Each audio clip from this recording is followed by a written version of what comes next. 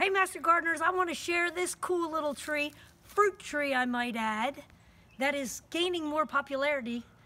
Fed the native Indians, fed the European explorers, fed even you and me and all kinds of people through the Appalachia, and the Indians depended on it. So what is it? You know what it is. It's the pawpaw tree. And so I sowed these from little seedlings that I collected up at a state park, and I gathered some of the seeds and I actually just stratified them in my refrigerator in some potting soil in the drawer with my cheese and lunch meat, and left them in there all winter, and bambo, they germinated right inside the baggie in my refrigerator. And then I dragged them out for fear that they were not going to root because the roots were twisted around. But sure enough, I had about 7 of them come up in here. I've gotten too many of them in the bed, so I've been reducing their numbers. I'm down to 2 now. But the cool part is when you collect your own seed, it's a cross-pollinating tree. So mine are producing fruit right here in this little grouping because they're different seedlings. And that's a cool part. But they're in full bloom now, and that's what I want to share with you. They come in staggered blooming. I was afraid some of them were going to get zapped during the freeze that we just had these last 2 nights.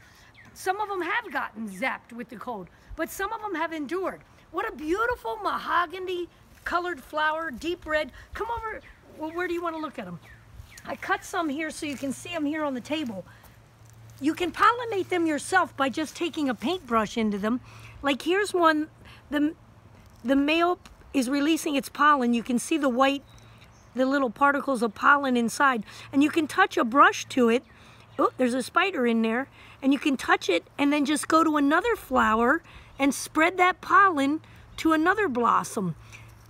Now they have to, the challenge is, even though there's boy and girl parts in the same flower, the boy comes in at different times than the girl comes in. So it's even staggered within the flower. So you can even have fruit developing when you have flowers on the plant. So that's how much the staggering occurs. And I just listened to a video and a guy said that even if a frost hits a few of the flowers, there's so many more flowers yet to come afterwards that it still doesn't get damaged.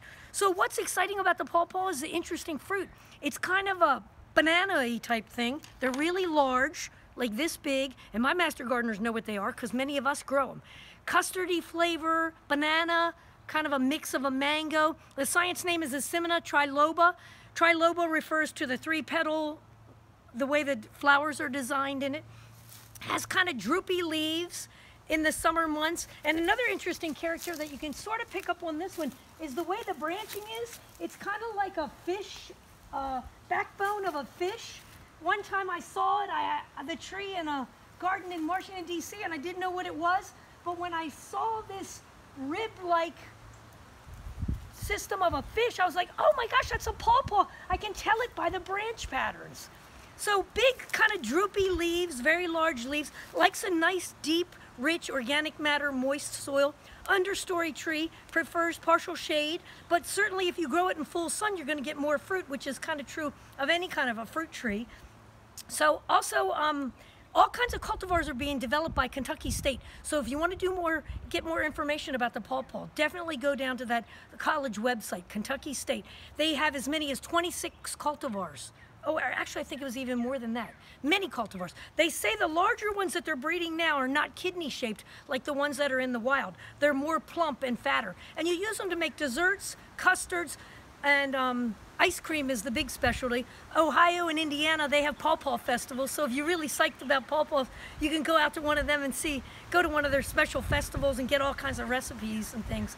They're really high in vitamin C, they've got potassium, they got lots of essential amino acids, so they're even healthy for you. So you're probably asking, well, why don't we find them in our farmers markets? Why aren't they? They were predicted to exceed the blueberry and the raspberry years ago.